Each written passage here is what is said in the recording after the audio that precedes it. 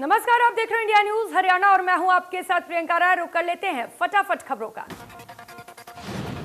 राजधानी दिल्ली में कोरोना की बेकाबू रफ्तार के बीच लॉकडाउन लगाने का फैसला लिया गया। दिल्ली में 1 हफ्ते के लिए लॉकडाउन लगाया गया। उपराज्यपाल और मुख्यमंत्री अरविंद केजरीवाल की बैठक में लिया गया फैसला।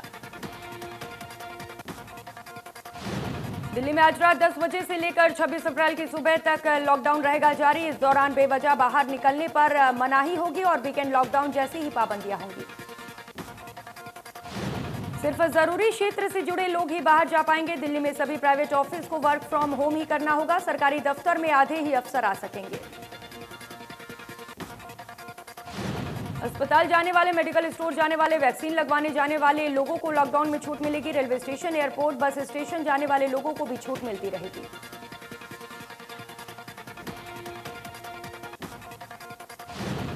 मेट्रो बस सर्विस चालू रहेंगी, लेकिन 50% यात्रियों को इजाजत मिलेगी। दिल्ली में बैंक, एटीएम और पेट्रोल पंप खुले रहेंगे। धार्मिक स्थलों को खुला रखा जाएगा, लेकिन किसी विजिटर के जाने की इजाजत नहीं रहेगी।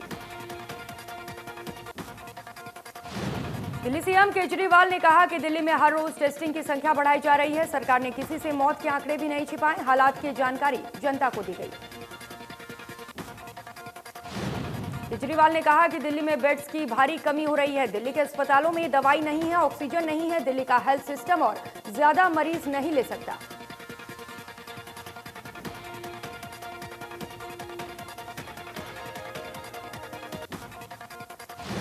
लॉकडाउन का ऐलान होते ही दिल्ली के बाजारों में हलचल बढ़ गई। दिल्ली के गोल मार्केट इलाके में शराब की दुकानों पर जबरदस्त भीड़ देखी गई।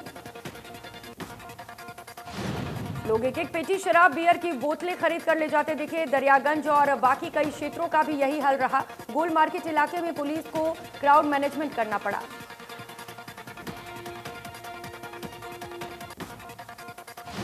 देश भर में कोरोना महामारी के मामलों में लगातार बढ़ोतरी हो रही है। देश में 24 घंटे में करीब 2,75,000 नए केस मिले। 1600 मरीजों की जान चली गई।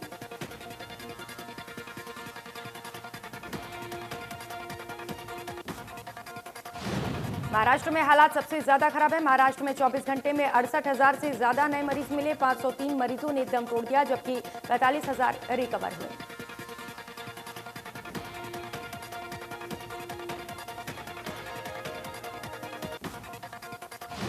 दिल्ली में कोरोना ने अब तक के सारे रिकॉर्ड तोड़ दिए। दिल्ली में बीते 24 घंटे में कोरोना के रिकॉर्ड 25,662 नए केस मिले, जबकि 161 लोगों की मौत हो गई। हरियाणा में कोरोना की रफ्तार बरकरार। 24 घंटे में 7,177 नए मरीज, 29 मरीजों की गई जान। एक्टिव केस 42,000 के पार।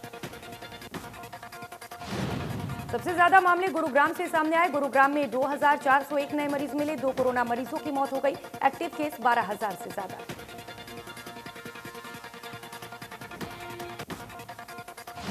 गुरुग्राम में कोरोना को लेकर एसीएस डीसी गुप्ता और जिला प्रशासन के तमाम आला अधिकारियों की बैठक हुई, जिसमें पुलिस कमिश्नर, जिला उपायुक्त, चीफ मेडिकल अधिकारी मौजूद रहे। प्रदेश में सबसे ज्यादा केस गुरुग्राम में दर्ज किए गए हैं। बीते 18 दिनों में 16,000 नए केस मिले, जिसके चलते साइबर सिटी के तमाम अस्पतालों में इमरजेंसी व्यवस्थाएं चरमरा गई।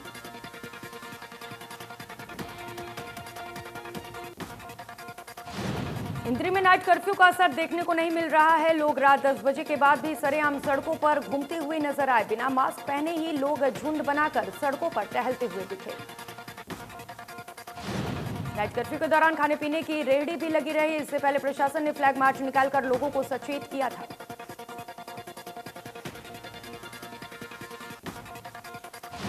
कैथल में डीसी सुजान सिंह ने नाइट कर्फ्यू के दौरान हालात का जायजा लिया। सेक्टर 19 और 20 की मार्केट में 5 दुकानें खुली मिली, जिनके चालान काटे गए। मार्केट में जमा हुए आधा दर्जन से ज्यादा युवक डीसी के काफिले को देखकर भाग खड़े हुए। मार्केट में खुली दुकानों को पुलिस कर्मचारियों ने बंद करवाया। कोरोना के बढ़ते केसों के बीच संसाधनों की कमी के सवाल पर स्वास्थ्य मंत्री अनिल विज ने दिल्ली के सीएम अरविंद केजरीवाल पर निशाना साधा। कहा कि जो पैसे के विज्ञापन पर खर्च किए जा रहे हैं, वो दवाइयों पर खर्च कर ले। एनसीआर में केस बढ़ने पर अनिल विज ने कहा कि गुरुग्राम, फरीदाबाद और सोनीपत में कुल हरियाणा के 50% मरीज हैं। दिल्ली में मरीजों को सुविधाएं नहीं मिल पा रही, इसीलिए वो हरियाणा आ रहे हैं।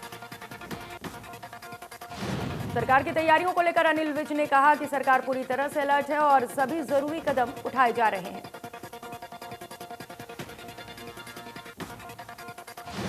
चंडीगढ़ में बीजेपी प्रदेश अध्यक्ष ओपी धनखड़ ने कोरोना वैक्सीन की दूसरी डोज लगवाई। कहा कि मास्क लगाना बेहद जरूरी है, सबको वैक्सीन लगवानी चाहिए।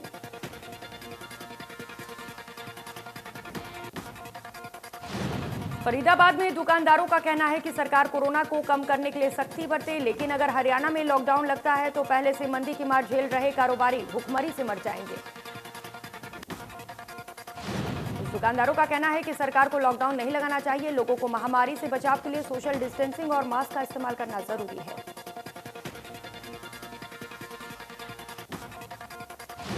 तेजी से बढ़ रहे कोरोना संक्रमितों को ठीक करने के लिए प्लाज्मा डोनर की जरूरत है, जिसे लेकर रेड क्रॉस सोसाइटी लोगों को जागरूक कर रही है।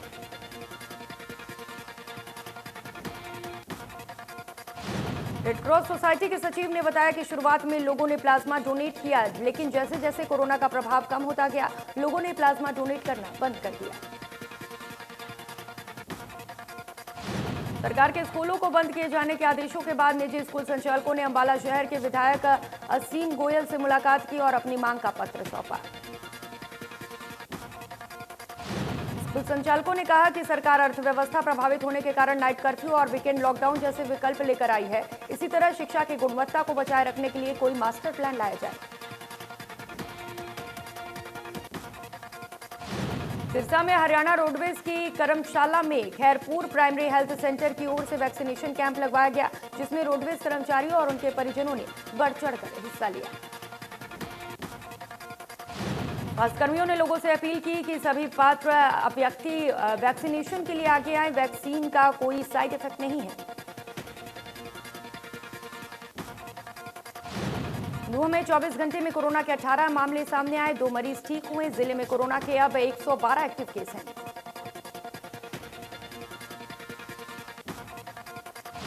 नाइट कर्फ्यू के दौरान अब सिरसा पुलिस सख्त हो गई है। थाना प्रभारी ने नाइट कर्फ्यू के चलते शहर का राउंड लगवाया। बस स्टैंड पर भी पुलिस ने आने जाने वाले वाहनों को चेक किया और लोगों को नाइट कर्फ्यू की पालन करने के लिए कहा गया।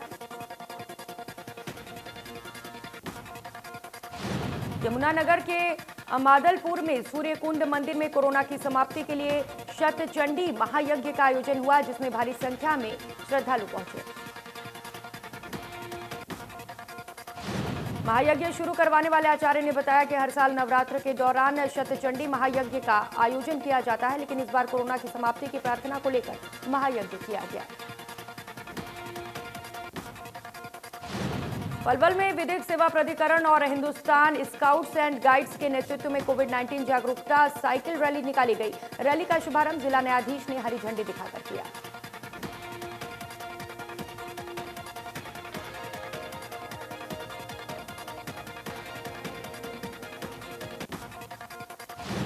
गोहाना उपमंडल के सरकारी राशन डिपो होल्डर्स ने कमीशन नहीं मिलने को लेकर मीटिंग की। डिपो होल्डर्स का कहना है कि उन्हें कोरोना काल में बांटे गए राशन का कमीशन नहीं मिला। डिपो होल्डर्स की मांग है कि सरकार उनका कमीशन जल्द से जल्द दिलवाने का काम करे। गोहाना की डिपो होल्डर्स का करोड़ों रुपए का कमीशन बकाया है।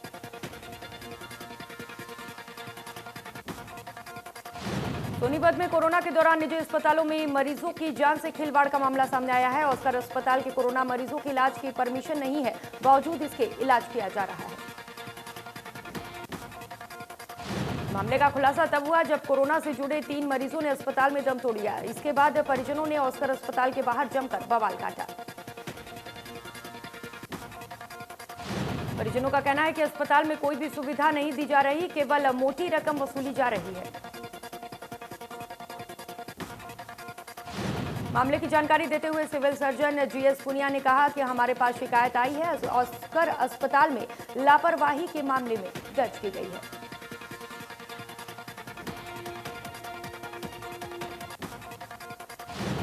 गोहाना से कांग्रेस के विधायक जगबीर मलिक ने देश और प्रदेश में बढ़ रहे कोरोना केस को लेकर चिंता जताई है। उन्होंने कोरोना काल में बीजेपी के कार्यकर्ता सम्मेलनों को लेकर भी सवाल उठाया है। मलिक ने कहा कि बीजेपी की केंद्र और प्रदेश में सरकार है। उन्होंने आरोप लगाते हुए कहा कि जिस प्रकार एक दिन में कोरोना मरीजों की संख्या 2.25 लाख तक पहुंच गई है, वहीं सरकार ने कोरोना को लेकर कोई कदम नहीं उठाया। जगबीर मलिक ने कहा कि सरकार को लोगों की जान की चिंता करनी चाहिए। हालात आज ऐसे हो गए हैं कि शमशान घाट में अंतिम संस्कार के लिए टोकन लेने पड़ रहे हैं।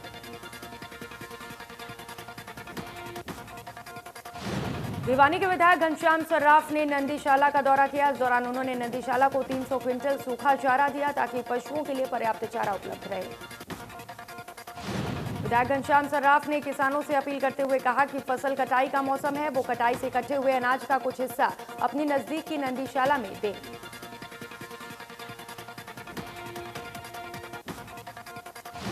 पृथला में विधायक नयनपाल रावत ने ग्रामीण क्षेत्र की समस्याओं को लेकर सरपंचों से सुझाव दिए। कहा कि मुख्यमंत्री के दिए गए 5 करोड़ रुपयों से विकास कार्य करवाए जाएंगे।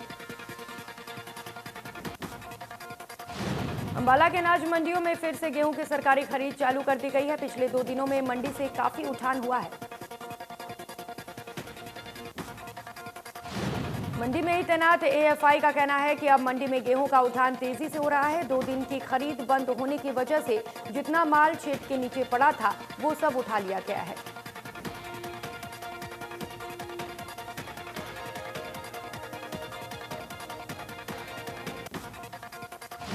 पूरे प्रदेश में अनाज मंडी से गेहूं की लिफ्टिंग के काम चलते पिछले 2 दिन से गेहूं की खरीद बंद थी। लिफ्टिंग का काम पूरा होने के साथ ही गेहूं खरीद की प्रक्रिया शुरू की जा चुकी है। मार्केट कमेटी के मुताबिक किसी किसान को फसल बेचने में किसी तरह की परेशानी ना हो, इसको लेकर पुख्ता इंतजाम किए गए हैं।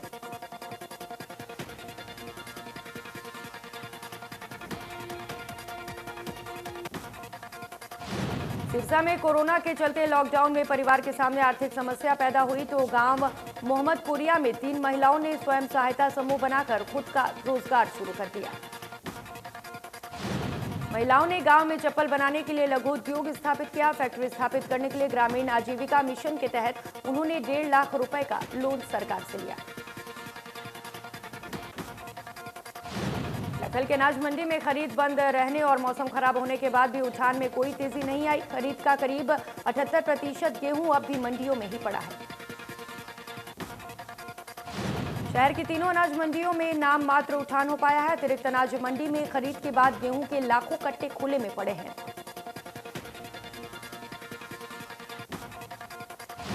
पूर्व CM Bhupendra Singh Hooda corona positive हो गए हैं। भूपेंद्र हुड्डा की पत्नी आशा हुड्डा भी पॉजिटिव पाई गई है। भिवानी में पुलिस ने बिना मास्क के गाड़ी चलाने वाले लोगों के चालान काटने के लिए विशेष अभियान चलाया। इस दौरान ट्रैफिक पुलिस ने लोगों को मास्क लगाने के लिए जागरूक भी किया। जो लोग हेलमेट नहीं लगाए हुए थे या सीट बेल्ट नहीं लगाए हुए थे उनके खिलाफ भी चालानी कार्रवाई की गई। पलवल कोविड-19 के बढ़ते संक्रमण के चलते व्यापार मंडल और नगर परिषद द्वारा शहर को सैनिटाइज किया गया। इसी के साथ फैसला लिया गया कि हर रविवार को बाजार की सभी दुकानों को बंद रखा जाएगा। मार्केट आने वाले ग्राहकों से अपील की जा रही है कि परिवार का मुख्य सदस्य ही मार्केट के अंदर आए। कोविड-19 के नियमों का पूर्ण रूप से पालन करें। यदि कोई ग्राहक मास्क लगाकर नहीं आता है तो पहले उसे मास्क उपलब्ध कराएं, फिर सामान दें।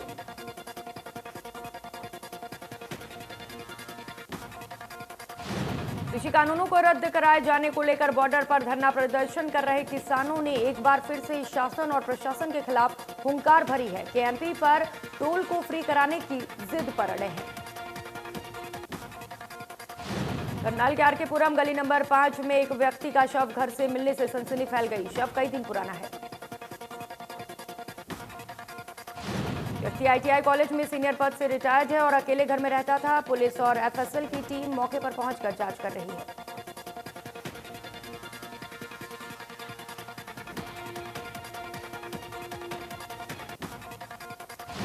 फरीदाबाद में कोरोना के मरीज की मौत होने के बाद निजी अस्पताल में मरीज के परिजनों ने जमकर तोड़फोड़ की। सीसीटीवी कैमरे में तस्वीरें कैद हो गई। मृतक के परिजनों ने अस्पताल के एक नर्स के साथ भी मारपीट की, जिसके चलते उसे काफी गंभीर चोटें आई हैं और उसे इलाज के लिए भर्ती कराया गया है। गुरुग्राम सहित पूरे राज्य में कोरोना संक्रमण के बढ़ते मामलों के बीच मजदूरों का पलायन शुरू हो गया है। गुरुग्राम में बड़ी तादाद में मजदूर अपने घरों की ओर रवाना हो रहे हैं। गुरुग्राम के डीएम ने कहा कि फिलहाल ऐसी स्थिति नहीं है कि शहर में लॉकडाउन लगाया जाए। कोरोना को नियंत्रित करने के लिए पहले ही राज्य में रात 9 बजे से सुबह 5 बजे तक नाइट कर्फ्यू लगाया गया है। गुरनाम सिंह चढ़ोनी ने कहा कि जिन जिन राज्यों में चुनाव हैं वहां कोरोना कोई मायने नहीं रखता। असल में कोरोना नाम का कोई बीमारी नहीं है। कोरोना से लोगों को डरा कर ये सरकार देश को बेच रही है। मुख्यमंत्री द्वारा दिए गए बयान किसानों को हटाना सरकार की कमजोरी नहीं, सहनशीलता है, पर चढ़ोनी ने कहा यदि सरकार की ये सहनशीलता है तो किसानों पर रोहतक, सिरसा और पिपली में लाठियां क्यों चलवाई गई। गोहाना नागरिक हॉस्पिटल में लिए जा रहे कोरोना सैंपल की संख्या अभी बढ़ाई जा रही है और गोहाना नागरिक अस्पताल में रैपिड टेस्ट के साथ साथ RT-PCR टेस्ट की सैंपलिंग भी शुरू की गई। पिछले 3 दिनों में गोहाना में कोरोना संक्रमण के 170 पॉजिटिव मामले सामने आए। स्वास्थ्य विभाग की चिंता बढ़ गई है।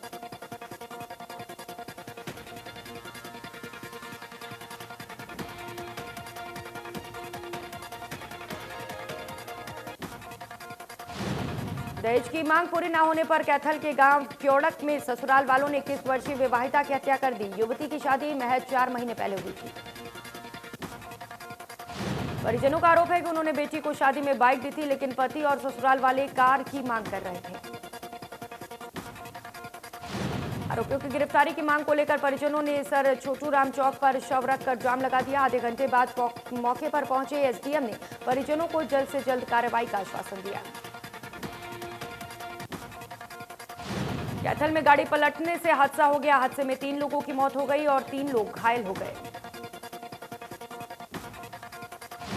मृतक तीनों युवक कलायत के रहने वाले थे और इनमें से एक घायल कैथल का रहने वाला था। रेवाड़ी में एक पत्रकार पर जानलेवा हमला करने का मामला सामने आया है। डहीना बस स्टैंड पर कुछ बदमाशों ने कुल्हाड़ी से जानलेवा हमला किया। बाइक पर सवार 4 हमलावरों के खिलाफ पुलिस ने शिकायत दर्ज कर ली। वहीं जख्मी पत्रकार का अस्पताल में इलाज कराया गया। टोहाना में युवक ने ट्रेन के आगे कूदकर अपनी जीवन लीला समाप्त कर ली। परिजनों के बयान के आधार पर पुलिस ने कार्रवाई शुरू की। बताया जा रहा है कि युवक ने मानसिक तनाव के चलते ये कदम उठाया। मृतक की पहचान वाल्मीकि मोहल्ला निवासी के तौर पर हुई। कैथल के राजौंद में 7 महीने के बच्चे की संदिग्ध हालात में मौत हो गई। पुलिस ने बच्चे का शव कब्जे में लेकर पोस्टमार्टम करवाया।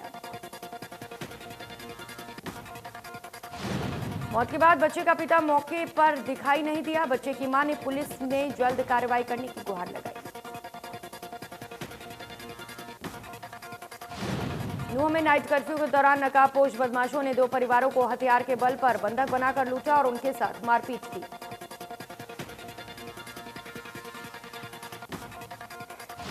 लूट की वारदात के बाद लोगों में प्रशासन के खिलाफ रोष है। लोगों ने जल्द से जल्द बदमाशों की गिरफ्तारी की मांग की। पुलिस ने रास्ते से बदमाशों का टूटा हुआ फोन बरामद किया। सिरसा पुलिस ने मोटरसाइकिल चोर गिरोह के 3 सदस्यों को गिरफ्तार किया और 7 चोरी की बाइक बरामद की। आरोपियों से पूछताछ की जाएगी। थाना प्रभारी ने बताया कि पुलिस टीम ने गश्त के दौरान बिना नंबर वाली मोटरसाइकिल पर घूम रहे 3 लड़कों को रुकवाया। पूछताछ में तीनों कोई संतोषजनक जवाब नहीं दे पाए। पृथला में 2 युवकों पर नाबालिग से बलात्कार करने का आरोप लगा। युवकों ने पीड़िता को घर से उठाया और सुनसान जगह ले जाकर वारदात को अंजाम दिया। यमुनानगर में चोरों के हौसले बुलंद। कॉस्मेटिक की दुकान में ताले तोड़कर की लूट। दुकान में लटक रहे नोटों के हारों को और गले में रखे कैश लेकर बदमाश फरार। घटना दुकान के अंदर और बाहर लगे CCTV कैमरे में कैद हो गई। पुलिस ने CCTV फुटेज को कब्जे में लेकर आरोपी की तलाश शुरू कर दी। गांव के व्यापारी के अपहरण के बाद हत्या कर दी गई। सेक्टर 2 में उसी की गाड़ी में अपहरण कर गांव हीरापुर के पास हत्या कर बदमाश फरार हो गए।